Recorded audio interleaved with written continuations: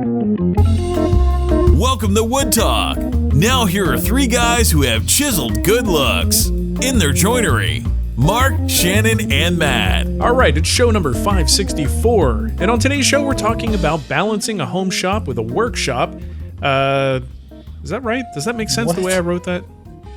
Maybe not. I don't know. We'll get there. You'll find out what it's all about. I'm curious to see what it is we're talking about here. Yeah.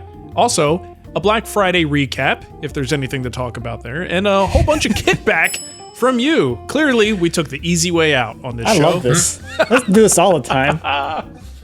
Yeah, but before we get to that, we want to let you know that WoodTalk is brought to you by Rockler. Rockler's been helping customers create with confidence for over 65 years. Rockler's giving away a $250 gift card to one lucky WoodTalk listener. Enter for your chance to win before December 31st at rockler.com/WoodTalk. And if you would like to help support the show, you can do so by going to patreon.com/WoodTalk and signing up to become a patron of the show. This time we're thanking Kevin Delaney, Kyle Florick, and Bobby C. Bobby C! Bobby C! Nice. Not to be confused with Bob from last time. That's right. That was just the Bob. This is Bobby C. Bobby C! All right. Well, thanks for that, you people. We always appreciate the support.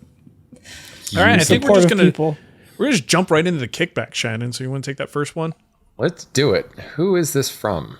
Wow. This is Alex from Alex H. Alex says, being the young lad I am, I've recently started seeing everybody's Spotify wrap-ups. Oh, good Lord, yes. Soon will be the Strava wrap-ups. That's maybe just in my world, but and the Peloton wrap-ups. Those should be along shortly too. Right?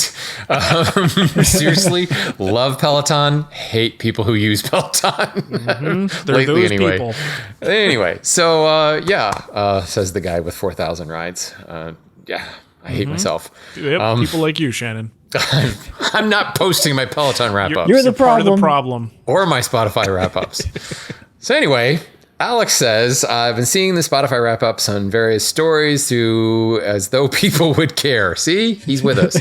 So I decided to take a peek at mine and send it to you. From what I can gather, I'd be using the internet wrong if I didn't operate without being at least on some level hypocritical. So I probably logged a similar deep breath. You're saying? Similar number of hours on the lumber industry update, as I always have a podcast going while at work. I expect compensation for my pain and suffering, or I'll hire Matt's wife. That means I'll for sure. I was going to say something. Was that Matt's wife walking by the camera? Yes, right it when is, she yes. said that. There she goes. Back to the shot. Let's see. Oh, no. Oh, here come the tools. And there goes Pancake. Oh, no. Let's just look at this. It says he listened for 26,769 minutes of WoodTalk. He's a top That's a lot. 0.5% fan. So, yeah. Also, since they sponsor the show, let's talk about this. It says a note from his recent Rockler experience. He flew out to Washington State to do some backpacking in the mountains. Never heard of Rockler prior to WoodTalk. You hear that, Rockler? That's him saying that. So I was super excited to be driving by the Seattle Rockler on my way from the airport. Being a solo trek, I decided to grab some carving blocks and a knife, having never carved before. Despite me spending under $30 and mentioning from being out of state, the Rockler employee offered to rip and crosscut my basswood blanks to spoon-sized chunks. This was not as though they had just got done with the class. Oh no! This superhero had to completely pull out the table saw, move projects aside, drop the plastic sheeting, cut up $12 worth of wood I just purchased, all just to save me from going caveman with a handsaw, knowing full well I may never go back to that store. To summarize, Rockler. WoodTalk got me there, but their unreasonably good customer service and products will keep me going. Well, look at that. Well said, Alex H. Awesome to hear. Well said. Now I know why Mark put this in there. Good stuff. Yeah, and also that's pretty intense. 26,769 minutes. That's a and lot. He's in the top 0.5 percentile for listeners. That's nuts. I think we found our guy. There's someone Thank above you him. for listening, Alex. We appreciate that. Yeah. And thanks for listening to Lumber Update too, by the way, even though it was only for 4 minutes. Right. He didn't post that GIF, so I'm just going to assume it was 4 minutes. Well, the funny thing is we had another person send in their recap from Spotify. It wasn't even close. I mean, it was impressive, until you see this. And then this is on a whole different level. So we thought had a few people. Whoever you were excited, but a few Alex folks wins. sharing that with us. So there, the gauntlet is thrown down, folks. 26,769. If you can beat that, we want to hear from you. All right, you beat that, we'll send you something. How about that? I don't know. I feel like we should send Alex something too, an apology letter. We could send him Matt. You could send him Matt, like the entire person. Yeah, Matt? in a box. A couple I like holes that in it. idea. Matt just seems like I know I would have difficulty continuing to do this show if there was that much going on behind me. So I commend you for your ability to stay in that seat and continue doing the show. I'm a little worried to go look in the shop after this. You have the patience sounds of the Jesus. bandsaw. They're not like happy Jesus. bandsaw sounds either. They're like scary bandsaw. bandsaw sounds. Yeah. It's the guide bearing rubbing. The kind of chatter tells you is they're- incredible.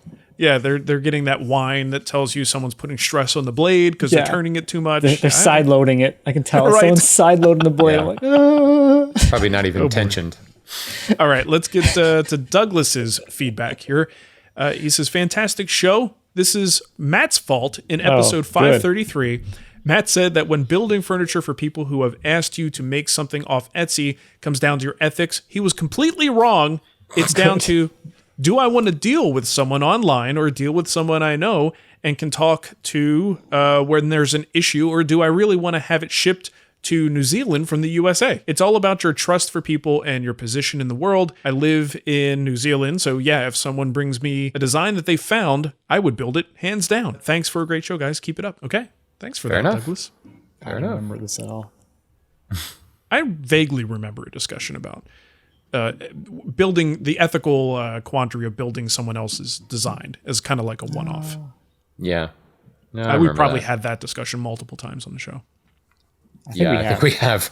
And I think we may have said different things every time we've said it. Every 'cause it's single just- time. There's so much gray area there. So I completely agree with Douglas, and I disagree with him at the same time.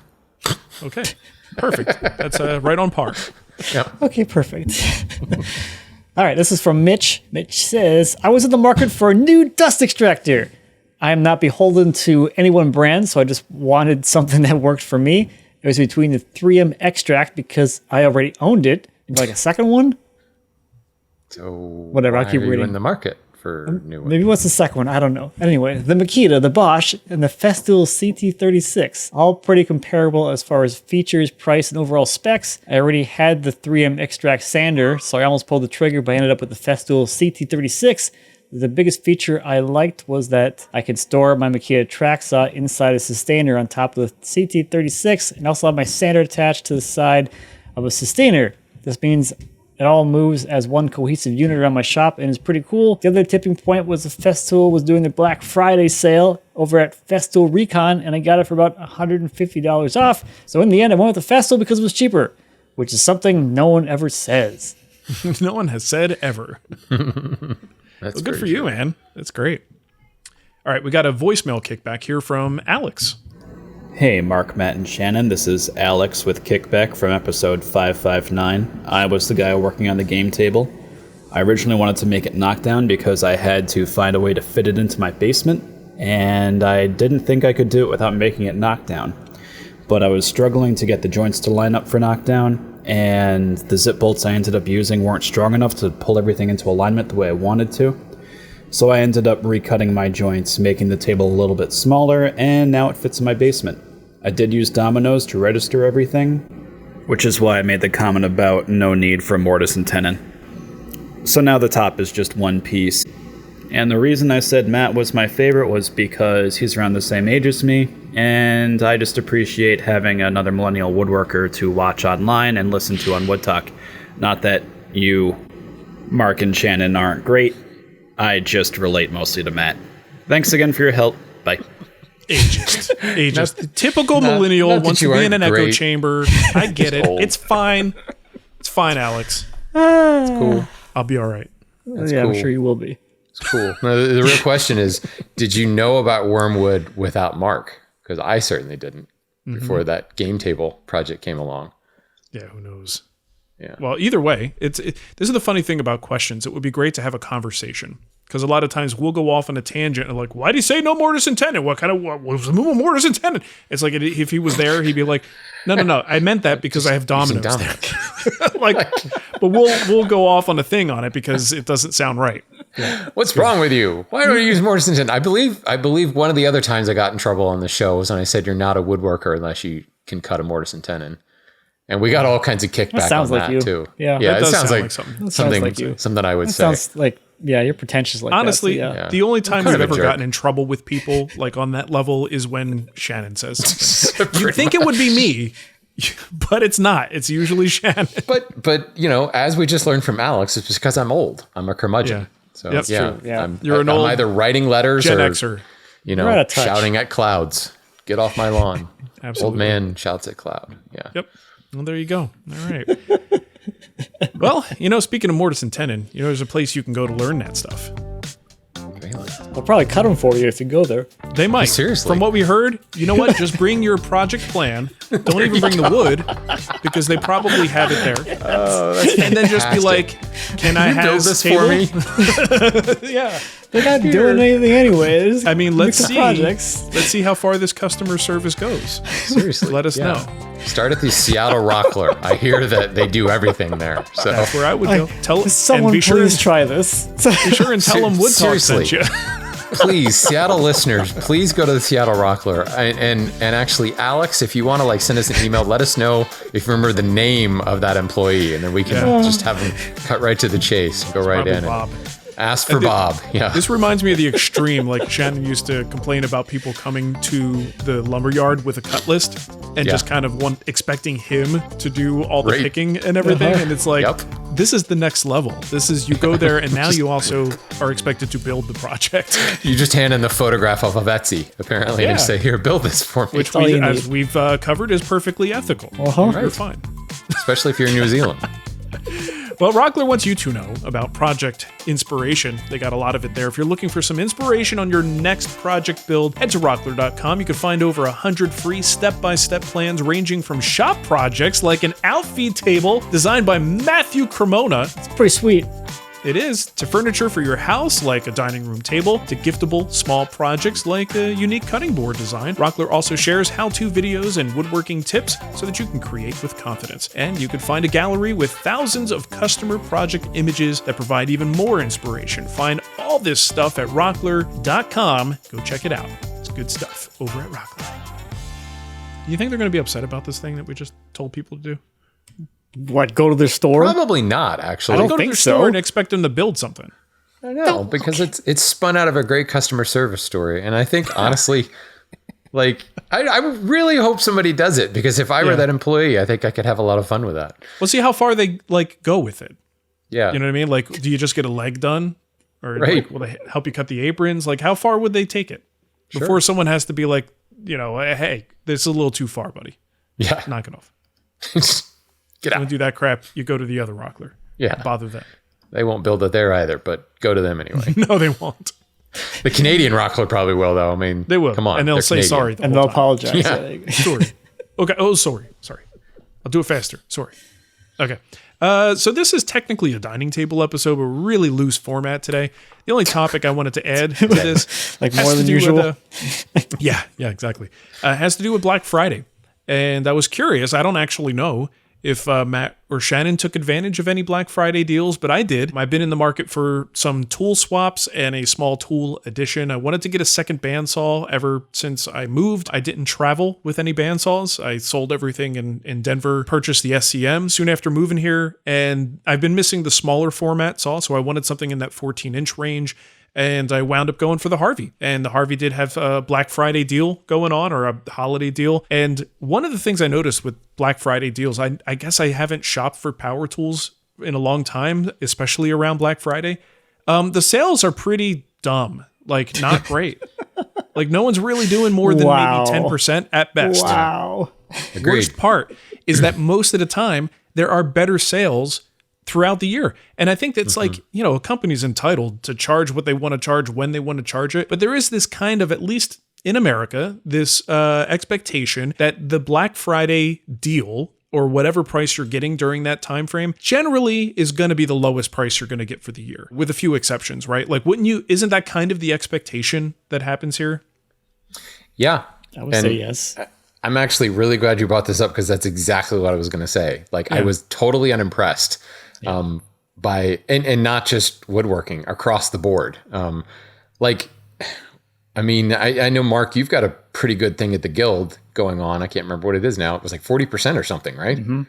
Off of a project or upcoming projects or something like that? I was trying to figure out what we were talking about. Yeah, our sale was 40% off a single. It's this online membership site. You know, that school got the you Wood have? Whisperer in front of it. Yeah. Yeah, like, you know what it is. What are you talking about? When the empire has grown so big, you can't remember where the money comes from. Just one of those businesses. We'll hope to be there someday. Look, I'm a sandpaper mogul now. Oh, yes. So That's true. Super It's busy. moved on. But actually, it's the people who create content and people who create plans and have their own merchandise. Those people had great sales, if that's what you're into. But if you're doing the like power tool thing, I was just like, man, that is lackluster. And worse yet, I heard from so many people that there are other times where they had better prices throughout the year, whether it was like a Father's Day sale or like some other random holiday, the price was better. So I've been watching. I purchased a Harvey Ambassador C14. It's 14-inch bandsaw. I bought that. It was in that Black Friday range, right? So I'm assuming it's going to be a good price. But I have watched Harvey's pricing strategy on other things, and they're ridiculous. And it's funny to watch. But since then, I made the purchase. I felt pretty good about it because they keep pushing other sales, and I keep looking at the price going, well, that's actually higher. So I paid $14.39. That doesn't include shipping, just $14.39. And I've been watching it. Another sale comes in. I'm like, oh, how close is it? And I compare it to my order. It's like $15.50 or something like that. I'm still good. They haven't burned me yet. And then just as we started to record, I was just curious. Let me go to the website and see what it is. Now, I don't even see a mention of a sale, right? There's no sale mentioned here. It's now today $30 more expensive than what I paid for Black Friday. And there's no sale mentioned here. This is just the price today. It's the regular price now? $14.69. I paid $14.39. Interesting. Right? So it's like the whole Black Friday thing, as far as power tools are concerned, just seems to be a non-issue. Like, I don't even know that I would wait for any kind of a Black Friday deal. Like, if you see a sale on any, company, you go, okay, fine, go for it. But you're really not going to save a whole lot on Black Friday with these power tools. I would love to hear from the audience if anyone else had a really good deal. Well, and there's usually a thread that pops up in the hand tool school community about stuff like this. And hand tools in general never really go that much on sale because there's so many boutique makers that just have like $1 margin on their stuff. Yeah. Right.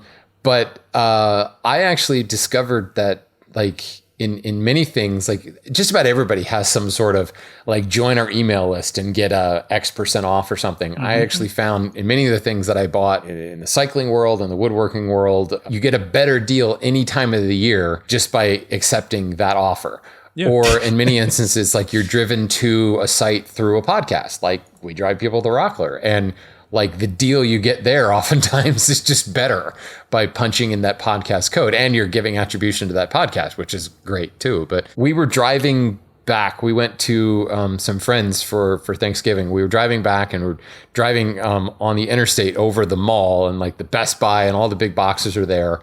This was Thanksgiving night and they were all closed, totally deserted. And I was just saying, do you remember when like people used to line up? It would be like 11 o'clock at night and there'd be people camping out in front of Best Buy, especially. Oh, heck and yeah. It just said like, tenting. Does anybody do that anymore? It's like, does brick and mortar still derive a large portion of their annual sales from Black Friday? And the conclusion was, I don't think so. Like, I don't think anybody really does doorbusters, or when we open at 6 a.m., maybe Walmart does. I don't know, but they seem do they to even have close? them. Like, I've seen mention of those kinds of sales. What actually happens at the store anymore? I don't know. Yeah, but you definitely don't see like 50, 60% off type savings. And that used to be, you're right, that was the one day of the year. You could go buy back when flat screen TVs cost $9,000, you could get one for like $3,800, which was just unheard of. Of course, spending that much on a TV now seems unheard of, but yeah. Well, I went to Lowe's on Black Friday, and it was only because I was doing something and I needed something from Lowe's. I forgot it was Black Friday. So I get there and I'm like, oh man, this is going to suck. But I'll just go in and do it. It was a normal day.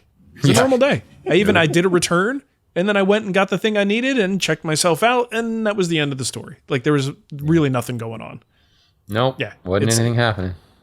Very interesting. So, hey, as far as the audience is concerned, I'd love to hear any great Black Friday stories. We got one a little earlier. Who was it? Mitch? That seemed to get something. That was what Festool was doing. Is their Recon?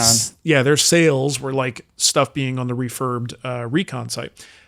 So I would love to hear anybody who actually got a legitimately good deal that surpasses any other deal that company might have through the year, or one that you better deal than you can get by signing up for texts.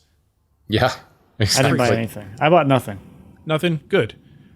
Well, Matt first was year I could teasing say me that. too, because I said something about buying something, and what did I say? It's Black Friday. You said it's Black Friday every day when you have a business. Oh yeah, it's a write-off. Expense, Yeah, right. It's true. Yeah, you Just write it buy off. with your pre-tax money. Yeah. Yeah. It makes it practically free at that point. That doesn't mean practically free. It just means it's cheaper than like someone buying it with their W-2 money. Yeah, That's true. that's the best discount I can get on these things, apparently. Okay. So we just. It's a mentality thing. I'm saying like you're better off than most people. Just kind of remember. Well, that. yes. In that case, I agree, but I still have to spend my money. Yeah. Yes, you do. Yeah. Yes, That part is still there. You still have but to you didn't give pay all that taxes on the money first. Yeah. That's how that works. Okay. So Thanks that's for how the that refresher. works. Thanks for the Great. accounting lesson. You're welcome. This has Why I been hire good. somebody to do it. I don't know anything about accounting. Okay. So Alex Adams, good buddy, friend of the show, always around, has great questions. He has Always a question. around. Always around. It's a good question.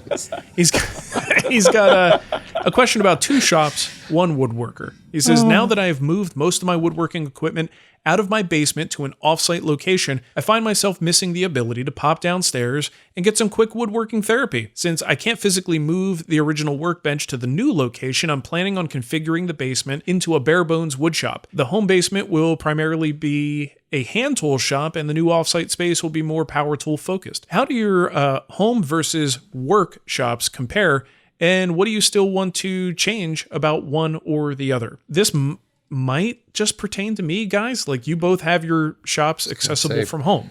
My workshop runs about 80,000 linear feet a day, so it's a very different type of shop. I have the two buildings, I guess. I've got the barn and then the actual shop. So I got kind of I get some kind of situation like this. Well, and you did have the remote building previously, where all the Correct. chair parts and stuff were, Yep. right? Which was a drive.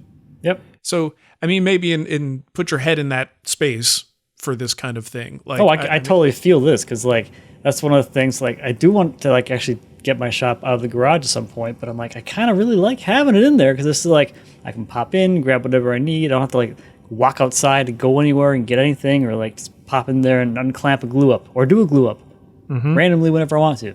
I really like the convenience of having it like as part of the house. Yeah.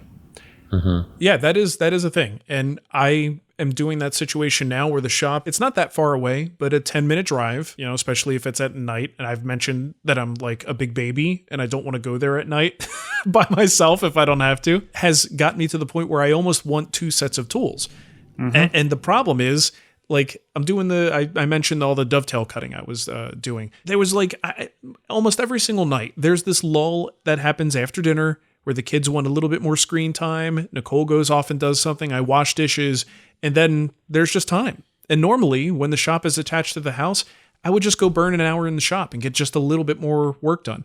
I can't do that now, and that's kind of frustrating. But what winds up happening to me, in spite of my best efforts to create almost a second shop, and especially with a bike that I would be, maintaining once in a while, and the kids' bikes, I want like a little workstation in my garage. I'm going to show you what my little workshop corner of the garage has turned into. The inevitable thing that happens with family life is that is not even remotely an accessible space anymore because it's covered with empty holiday decoration bins, and I can't even get to it. So like, I wonder maybe being there. like, right. And that's where Nicole, Oh, she look, doesn't. open space. I'll just put that right there. Yeah, Nicole doesn't throw things out. What she does is she opens the garage door and throws it into the garage, which is right in front of that little work area. So I have to move that first if I actually want to get any kind of work Well, done. you know, to her credit, all those years she couldn't do that because it was a set and a workshop. So, Yeah. you know, But she still cut did the it. lady Making up some for lost slack. She time. finally She has a garage. She would throw cardboard into my shop like it was her job. Like just an empty Amazon box. I'd be in the middle of working and I'd see an empty box and a door shutting. It was like that was my experience there. So no, nothing has changed. The sort of the need to remove it has changed because I'm not working there. So for me, Alex, it is becoming a bit of a problem. I think as long as you have a dedicated space that isn't being used for other things, maybe in the basement, you got a better shot of that happening than a garage. It's really hard to maintain two separate spaces. And also realistically, are you going to bring projects back and forth, or are you going to have separate projects in two different places? That is a tough thing to maintain. So, I mean, I'd be curious to see how this works out for you. Definitely keep us updated on that. Yeah, I don't think I could do the separate shop thing. Like that lull you're talking about, Mark, that's when I do my woodworking. Like that's like the only time I have lately. And I love that I can just go and like woodwork 15 minutes at a time. Because otherwise it would suck. And I'm always telling my students that, you know, if you're organized on a project and you're documenting it, that 15 minutes can go a really, really long way. And I've certainly wasted that 15 minutes very quickly. But yeah, if I had to get in the car and drive somewhere, it just wouldn't happen. Or even like just tidying up and cleaning. Like I'm got that lull. I'm like, I'm gonna go in the shop and just put stuff away. Or just turn on some music and straighten up a little bit. You're right. Yeah. I used to do My that all the clubhouse, time. man. Yeah, heck yeah. But I'm not like when I go back tomorrow, my workbench is exactly as dirty as I left it when I left in a hurry because I had to get home for something. So Yeah. interesting. All right. So we got one more question here. I didn't put anybody's name to that. Who wants to read it? I'll take it. Sure. Since I'm not building cabinets and you both are looking at them. So, this is from Alfred the Human Pusey. He's the human. I'm guessing that means something to him. I think he was a Patreon contributor. He mentions that. Oh, okay. That was like 2 episodes ago. Yeah. 3 episodes ago. Feels significant, but he says, for painted cabinets, what filler do you suggest to use in the corners that maybe weren't perfect or happen to align with gaps or knots? I had this happen recently on a coffin-shaped shelf I made for my uber goth neighbor. Tried a few and didn't find one I felt worked clean enough.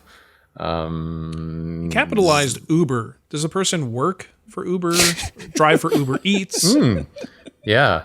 Or is And there what kind of reviews does the goth Uber driver get? Do people leave feeling he was really very pleasant, depressing. or actually maybe surprisingly pleasant because the first impression was, oh boy, maybe I don't want this. Maybe wore that too works. much makeup, looked too pale, You never know. wore too much black? Never know. Okay. I don't know about you guys, but I very rarely use filler. Not that I don't make mistakes. I just usually Ignore them. well, sometimes, yeah. Right? I mean, to be It's fair, an art form. if it's big enough, I usually use like solid wood. I put like little wedges in and things like that. I'm not a, spackle it on, sand it back type person. And also, I mean, there's some that don't interfere with finishes at all, but most of them do. So I usually use real wood more than anything else. Do you guys have any experience with filler? Well, for painted projects, why not? Like, it's easy enough to fix. It'll fill a gap and make it look just fine. So for me, I've always used Timbermate wood filler. Stuff is great. Dries quick, water-based. It dries up in the bottle. Just put a little water in there. Go away for 20 minutes, come back, and it's all softened. So I've always had good luck with that, and that's all I ever use. I'm using Ready Patch on all my stuff, and I put filler on every butt joint. Because any little seam that is there you can't even see normally, if it was like a stain project, will telegraph through the paint, and you'll have a line there that's visible after it's painted, at least on the stuff I'm doing. So I learned that lesson early on. Doesn't matter how perfect it looks, just put some filler on it before you do your final sanding and sand it off flush, and at least then you'll have less chance of seeing any sort of seam line between your two parts. Nice. Good to know. Sounds good. He has a second question here. It's kind of interesting. He says, related to the social media thing, what do you say to people that insist you can't be successful without a YouTube channel? I'm assuming he means successful as in like as a woodworker. I think so. Yeah, Yeah. because if you want to be successful as a YouTuber without a YouTube channel, Yeah, that's hard you to might do. have a problem. That'd be challenging, yes. He says, it's really disheartening when people say that. I have a friend who, for a time, was a furniture maker who saw greener pastures and other business, whose first comment when I told him was, better get your social media going and learn to make videos. It's the only way to make money nowadays. Look at XYZ channels. It's one of those things where I wonder, is it true for you because you were unsuccessful, or true in a greater sense? I just don't know how to politely respond to those sorts of things. Love the show and the channels. Thanks for being rad. Nice. Child of the 80s right there. I think it's a really good question. And it's funny that to me, it's always been the opposite. I mean, so I guess he's right. Like, you had a channel because you were unsuccessful. The most successful furniture makers I know, they have social media because somebody told them you should do this, but like they totally neglect it. Most of them don't have YouTube channels. Maybe they play on Instagram and, you know, their last post was like 3 weeks ago, if you're lucky. Right. Because they're busy making furniture. Busy doing things. Yeah. So I think in many instances, you might find you're unsuccessful because you're devoting time to your social media. I really don't think, and I could be wrong here, but I really don't think YouTube or Instagram for that matter drives furniture customers. Maybe Instagram in some respects, if you're posting a lot of your pictures, but not like the reels and things like that. You know, if I'm looking to buy furniture, I want to see pictures of furniture. And frankly, I'm probably not using Instagram as a search. I'd be using Google for that. Maybe, probably entirely Google image searches and things like that. But I'm not going to be, and I realize YouTube is one of the top search engines, depending on how you slice the data. It is the top search engine, but I'm not using that. And most of the people, not for shopping necessarily, right? No. And I can tell you, I've got customers who are furniture makers, and customers of those customers, they don't use YouTube for this type of thing. So it's always been like the fellow woodworkers, and DIYers and things like that are consuming the content. So yeah, I wouldn't be disheartened. I would just say, I ain't got time for that. I'm building. Yeah, I mean, my experience with this is old at this point, and I don't know how relevant it is, but we had a similar thought process. We were like, okay, I want to build furniture. I want clients. What's the best way to get the word out? It's like, okay, well, let's start making videos and we'll show people how it's done. I learned, this is 2006, I learned back then that making videos was a great way to find other woodworkers, not to find customers. So I'm not saying that there aren't people who will find, thread that needle and find success in using social media and YouTube to generate actual local business. But that definitely, I don't think, is a foregone conclusion that you should or that you have to. I think what the problem is if you're looking for examples, you may not find them because those people are real busy doing other crap and not making videos and posts on Instagram. So I think if you're looking at other channels as examples, that's not exactly going to be a fair analysis because you're looking at channels for examples. What you need to do is try to find local folks who are actually making this thing go. You probably won't necessarily find them online. Or if you do, they're like, it's a very small presence. It's like Shannon was saying, they can maybe use it as an online portfolio of sorts. There have to be tons of examples of people who are successfully doing this without the aid of those things. Now, do I think you should at least consider it? Yeah, I mean, why not? It could potentially bring a new customer, but I don't know that you want to put so much effort into it that it takes away from the tangible, real life stuff that you're doing, right? Yeah. Because that stuff will, if you get too distracted with that, I always use Philip Morley as an example of this, someone who has had struggles with this. He's had success on social media, and at different times, it may or may not have brought him business, but ultimately, he came to realize that it's taking away from his ability to be a furniture maker, and he has to pull back from that because it's in and of itself, it's its own rabbit hole. That's a bit of a trap, and you start to chase the numbers, and you start to get so deep into that stuff that it distracts you from your ultimate goal. Right. So I think it has to be taken on a case by case basis, but I don't think your friend is 100% right. I think social media, and especially the visual platforms like Instagram, are great online portfolio that are infinitely more findable than your own website. Like, Joe, well, I was going to say joewoodworker.com, but that's actually a great website for veneer supplies. A website. But also, ironically, so is Veneer Supplies, owned by the same person. Right, same guy, yeah. Who ironically is located about 15 minutes from me, but you cannot go in there. and I have to really? order online. Yeah, he's in Forest Hill, Maryland. I can ride my bike there in about 10 minutes. Yeah. I ride by the warehouse all the time, but it's like that's a strictly do not go in there. You know, he ships everything to me. My kind of guy. I like that. Yeah, I get stuff like the next day. Yeah. It's really good. I get it. I get it. You know, if you have a website, you know, stevewoodworker.com, like the chances of being found on Google these days, I mean, there's a lot more that you're probably going to want to put into it, talking about a rabbit hole to get sucked down. But like posting your projects, your finished pieces on an Instagram account, if nothing else, it's a great way to a potential customer to say, check out my Instagram account. Yeah, put it on because they already have the card app probably on their phone instead of having to type in a web address or something like that. And honestly, I've found a lot of great woodworkers, great furniture makers on Instagram because, of course, the algorithm is feeding me stuff. Sometimes it actually feeds me stuff I want. Instagram is one of the better ones about that. Well, not so much lately.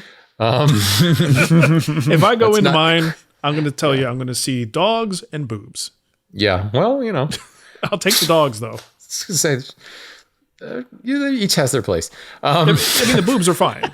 It's just not appropriate. And I don't want to see it when I open up Instagram. Right. Especially dog boobs. Not a big fan of those. But my dog's got plenty. But I followed a lot of people who, frankly, as a woodworker, I'm just inspired by their stuff. And when I look at their channel, like that's all they're doing. They're not putting out reels. There's no face to camera. It's just pictures of things that they've built. And occasionally they'll, you know, the text will be something like, you know, just delivered this to, you know, so-and-so somewhere or whatever. But there are people certainly using it. And it's a lot of my customers, they point to their Instagram as their portfolio. And yeah, they have it somewhere on the website, but most of the time they'll tell you, I don't have time to update the website, or I've got a guy, or I don't really know how to do that, or I haven't updated it in months, but I keep my Instagram up to date because it's easy to snap a picture and put it out there. So I would definitely suggest don't ignore social media, but I certainly would ignore YouTube in that capacity. And there are so many companies that I'll either do business with, or I'm interested in their products, or, you know, especially getting more into cycling, I'll find a company that just has really cool products. I want to know more about it. And I go to social media to possibly follow them. And then occasionally I am surprised that this very successful company that puts almost zero effort into, like they may have gotten a name so that they've secured it, but then they do nothing with it. Mm-hmm. And again, it's fine. It's just for what the kind of business that they do, it just doesn't help them that much. It doesn't make any sense. The more local the business is, it seems like the more they might be able to get away with it. But still, there would be benefits locally, certainly. And there are certain hashtags that might be really helpful on a local level. But I think if you do a lot of in-person local business and not a lot of internet business, you have a better chance, I think, of surviving that without the social media element. But it's tricky. I mean, you need concrete examples here to help with that. But all three of us are focused online, so we might have a skewed perspective. I don't know. What do you think, Matt? You've been quiet. I think it's just the bigger picture is your marketing plan of your business. That's kind of what you're kind of alluding to with this whole thing, with this whole question. So it really comes down to what do you think your marketing plan should be for whatever you're trying to build and sell. A coffin-shaped shelf. So if you're planning on doing like smaller trinkety items like that, I think social media is actually more important and more valuable for that style of product because it's a little more of slightly more impulse buy than like high-end custom furniture where you're spending tens of thousands of dollars or thousands of dollars versus maybe hundreds of dollars.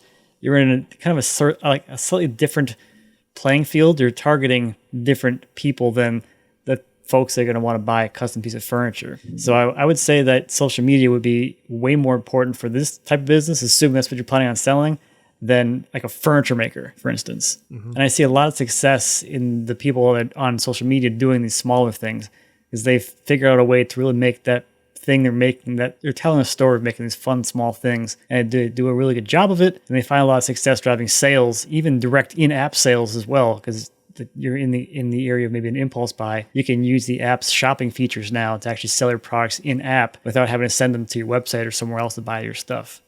So it's all about finding that funnel for you, which is going to work for your business, and then really nailing the marketing strategy and bringing them down that funnel. Sort of like the Etsy store people that just are doing things that can be mailed. I'm thinking like the people that are doing like TikTok Zealand. Shop right now that have they're driving people through TikTok selling whatever that is for like $20 to $100. I mean, TikTok is really promoting that stuff right now because they really want that shopping thing to take off. So the people that are actually using it now are, it's incredible how much success they're finding, and they bring the audience into the storytelling of, holy crap, look at my label printer, just like printing crap out for 3 hours, and then let me package all your stuff and make all your stuff. And then the ones that are doing it even further than that, they actually take some random order for the day, say this is the order number, and they'll actually make a video packing that order. So you can bring your customer into the whole experience behind the curtain, so to speak, and make them a lot more involved. If that works for that style of business, it depends on the business. But it's really cool watching these people that are like, oh, this is really cool. Just from like, I don't really have an interest in doing that personally, but it's like, it's just so cool. Being like, okay, there's this new tool. I can really take advantage of it, figure out how it works, figure out how to tailor my content to find the audience that will actually buy the thing, and then just watch it all just kind of flow through. Well, and Instagram has store features now too, right? I know they have like a Shopify they do. integration. Yep. And YouTube has that as well. They have YouTube has that Shopify integration too. Yeah, I think because our sandpaper was on Shopify just to keep it as a standalone thing. I've like been able to dabble in some of those integrations that are pretty cool. Yeah, I mean, now the platforms are trying to get people to stay on platform. So before you were sending them off platform to go shopping, now you can stay on platform and do the shopping. So it's just all about keeping the user on platform. Yeesh. Fun stuff. It's the phenomenon known as click zero. What's your click-through rate? Nothing. I got nothing. Google's keeping all the purchases on the SERP, and the platforms are keeping them in platform. And wonderful.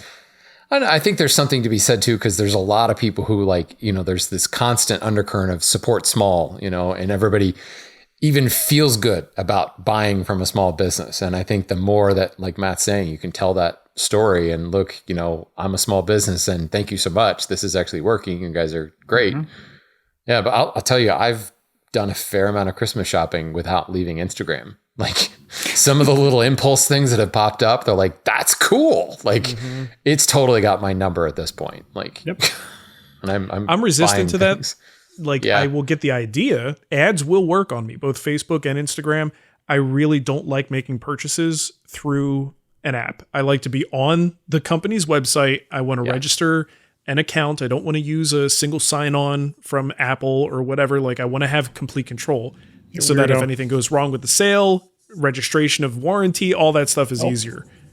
I ain't going anywhere. One click, in every instance, done. You just want to one click it, huh? Yep, that's it. I want it. I want to buy it. So why do I got to spend 3 hours typing in my address? I really want it. I'm going to order it. Sure. No, I'll do Apple Pay, like on their website. I just don't want to buy anything through a Facebook store or an Instagram store. No, thank you. But I'm an old Gen Xer. What are you going to do? You are old. Jeez. Well, it becomes a problem if you need like warranty stuff and you've done things through a different store, being able to track your orders on their website. That kind of thing becomes problematic sometimes depending on where you purchased and how you purchased it. It's just easier if you just go to a website, you always have an account. This is so not relevant to the show, but let's after we stop recording talk for another half hour about this. Okay, perfect. I just love that Mark thinks that there's an actual theme that we're supposed to stick to, like that. That the show has ever been anything but irrelevant conversation. It's a great illusion that I live my life by. It really is.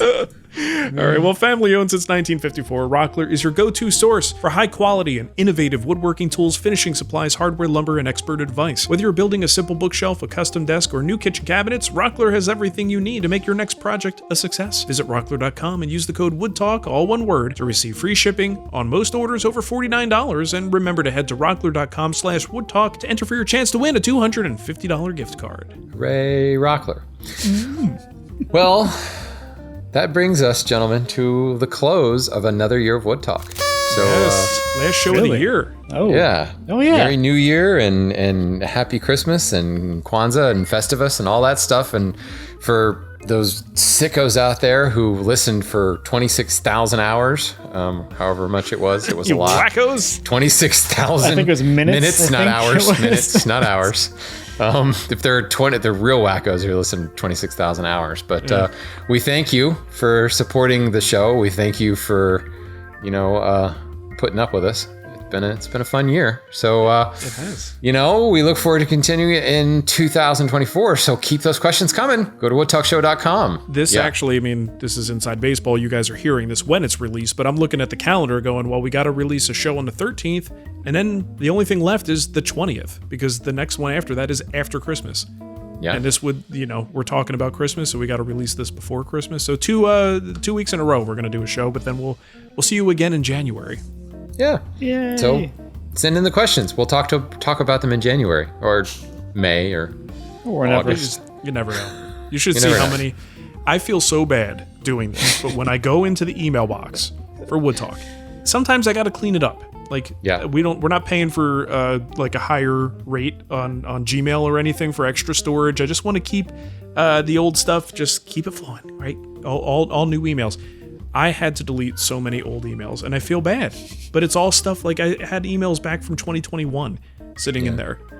And I mean, just pages and pages. And to be honest, I never click past page 1. Like, That's the thing. When we grab questions, we grab recent questions.